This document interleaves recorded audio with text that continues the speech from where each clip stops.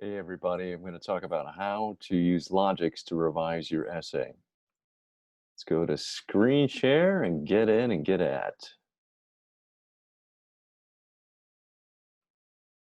So, the first thing to do is rework that thesis, and most likely you're going to find it where? At the end of your draft. Again and again, over the years, I've found that our best thinking often happens right before we're wrapping up the draft, thinking we're done. We tend to pause and say, what is it I'm really saying?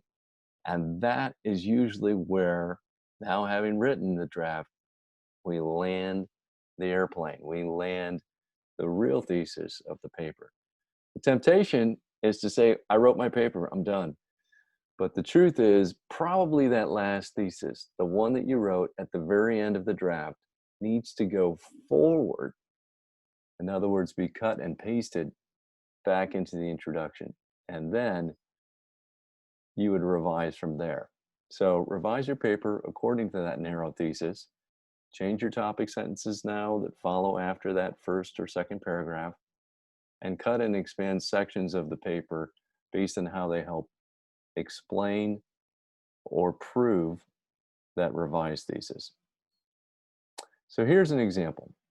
In my practice as a life coach, I think of my clients as being on a hero's journey toward well-being.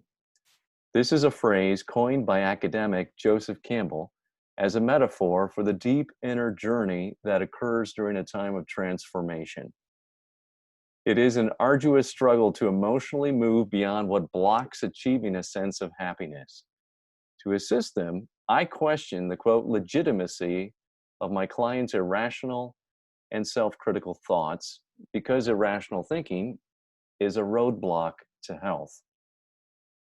Aaron Beck, a psychiatrist, mapped out what is known as Beck's cognitive triad of depression. These are: I'm no good, my world is bleak, and my future is hopeless. The purpose of this essay is to further understand the psychopathology of my clients and help them understand what their journey might entail and promote research-based solutions that may support them in achieving wellness. So, first of all, is the topic clear? I'd say overall, yes. And is it launched in a way that's somewhat interesting? Yes. Hero's journey. I'm working with my clients. I want to help them find this deep inner journey. Good. Is it arduous? Yes. We see a problem starting to be developed, an issue that needs resolving. Good. Those 2 points for an introduction, so important. Topic clarity, and whether or not I'm feeling enough of a problem here to gauge and invest my interest to game in, if you will. So we see it's an arduous journey. Could we amp that up? We'll talk about that a little bit more. Maybe a statistic in here that talks about why and how this might not just be a few clients of this person, why and how we might even need to stress it. We have seen, what, 3,000 clients over the last 5 years. Some of that can help build a little bit of credibility in the claim, but that's extra, not necessary in this paragraph per se. The key thing here is I've bolded 2 points. The first is the issue, right? The problem, irrational self-critical thoughts. Good. And that's your cue. That will need to be followed later in the paper. But to get back to this issue of reworking your thesis, the last line here says the purpose is to further understand the psychopathology of my clients. This sounds great, and in one way it can be great, meaning you can start with what is a vague or generalized thesis, but 9 out of 10 times it will help you much more to start with your final, more narrowed thesis and then rework the essay to match. Let's look at a way, in this case, to tack on. So my suggestion here is to go this route. Rework the thesis by tacking on this phrase specifically, and I found this, by the way, toward the end of this person's draft. I believe I need to better teach clients that bad mental associations made during a traumatic event correlates to their emotional mismanagement, impaired decision-making, and difficult living. Now, I slightly cobbled it. meaning I altered it slightly so it would match up with the previous phrase. But there you go. It's got a little bit more muster. And what is better about this, and why would we possibly place it at the beginning? Again, it just helps steer the ship better. It helps you make a point that's much more concentrated and much more apt to bring out your analysis, your opinions, and really a more specific solution to a specific problem. So the problem here isn't just general psychopathology, but really the problem of a person making bad associations, having a bad physical reaction that they then associate with a wrong problem. And the example given in this essay in particular was a young girl at camp, plays with garter snakes, and the day she leaves, she closes the door to the car door and it jams at her finger and she screams and howls, and then from then on has a bad association with garter snakes. In other words, transfers that whole problem over. So I think that when you're that specific and when that's the issue you need to discuss, then front it and make sure that it's out in the introduction and allows you to now get into detailing and defining more specific terms for your reader. All right, let's move on.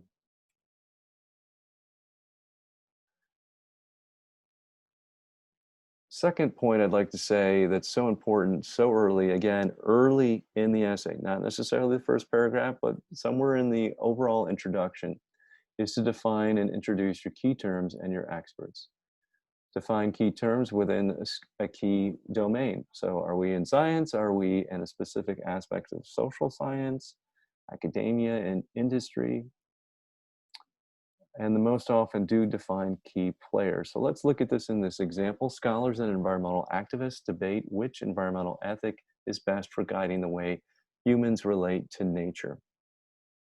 Okay, so we quickly see that there's a debate. We quickly see that the topic is defined. There's an environmental ethic. That key phrase is going to at least now be the topic and hopefully will be defined slightly hereafter. So let's keep going. Traditional conservationists claim there is an inherent dichotomy at play between human development and the environment, and therefore frame the issue as a zero-sum game.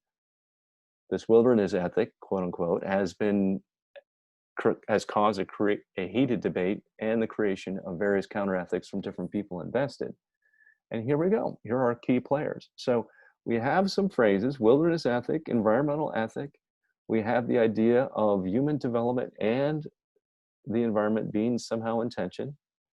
And now we have the key players. Michael Pollan, a journalist, professor, and activist. We now know his profession, his expertise, and now we know his position. Distances himself from the dichotomy of the wilderness ethic and suggests that people should address the land as gardeners. Okay. Now we get the other side. Others, such as the University of Illinois College of Law professor Eric Freifogel, believe that Pollan's garden ethic is largely flawed because of his focus on the individual. He goes on to define Freifogel's position. So we see here key terms: environmental ethic, wilderness ethic, and key players. Now, are the terms defined yet? No, but I'm going to need them in the next paragraph, which indeed does happen. So yes, we can introduce them, but quickly we're going to define, if not the player, then the term after the player, or the term prior. So both those need to take place early in the introduction.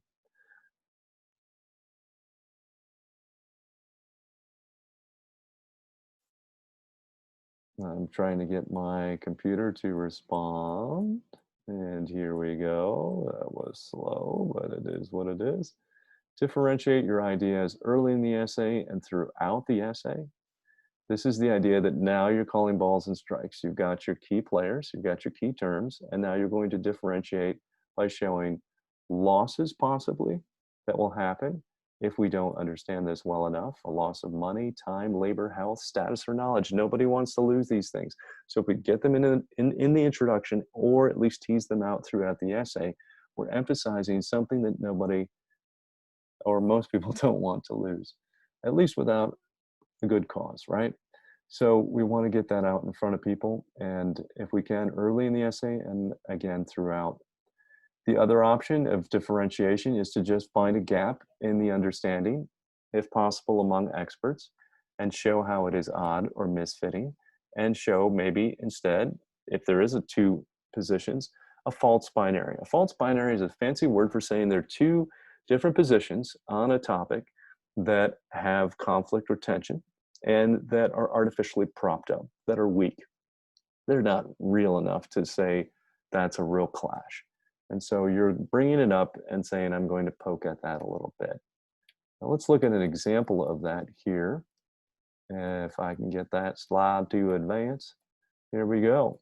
The example is the same one we've looked at in the last paragraph, and I did it on purpose because I felt we can get to this point quicker. So we see down there bolded, there seems to be a gap in each of these ethics.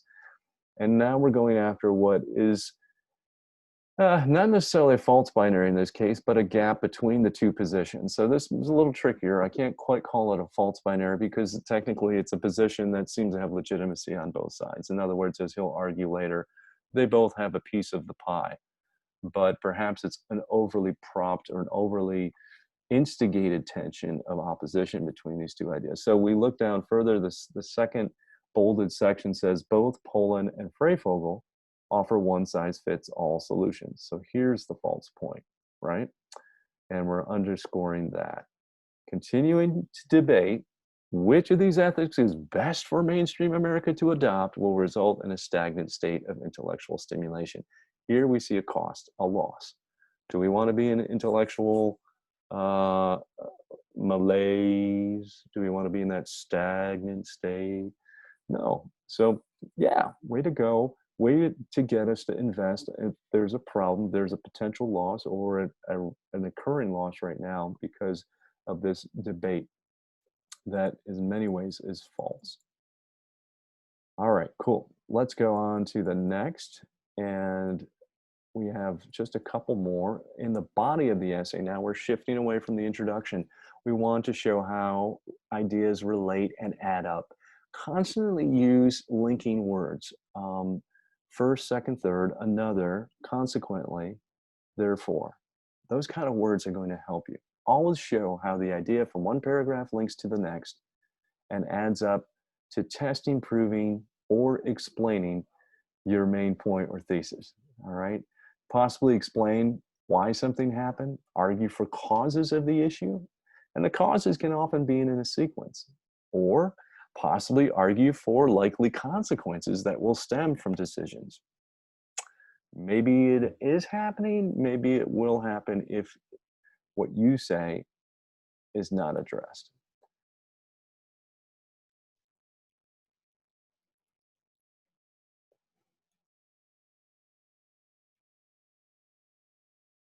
So if we look at this example further in the same essay, we have this claim, although conservationists and preservationists have widely supported the wilderness ethic, and we see again a tension. Tensions are good, tensions aren't always false, but he's obviously pulling that apart a little bit, showing that it's propped up a little bit too much, right? They've widely supported the wilderness ethic. Contemporary critics are starting to voice concern over its validity.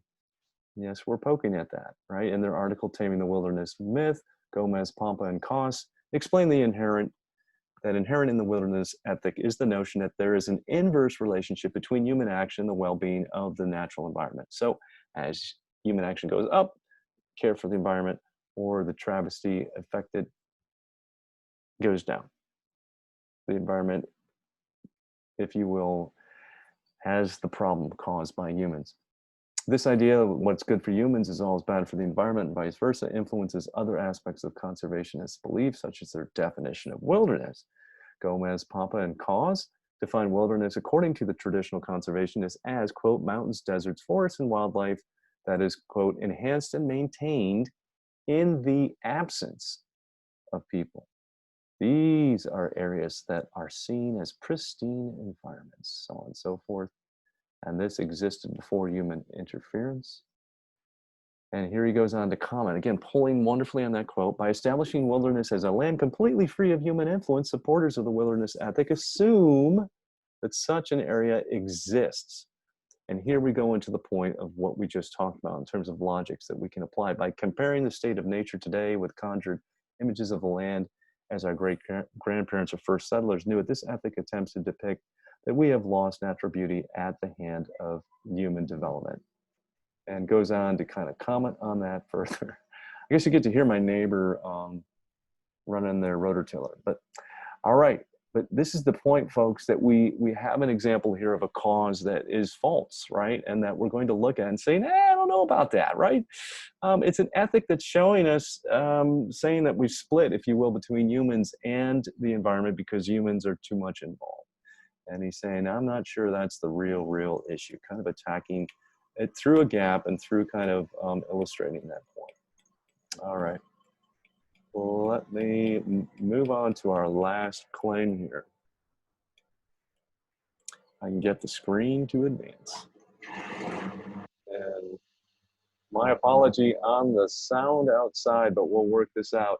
In the body of your essay, consider writing at least one pullover paragraph somewhere. This is another great way to revise. Revise is to say, hey, where in the essay could I actually help the reader say, here's where I'm at, here's where we're at so far, here's the argument I've made so far.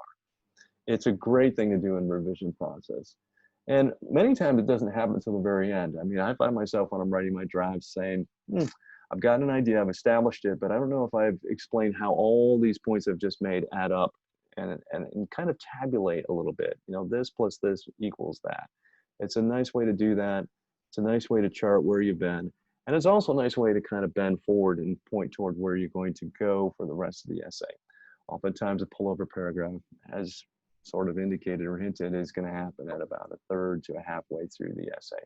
So we see the example here, the competitive nature of the conversation between Poland and Freifogel is representative of the larger debate over environmental ethics.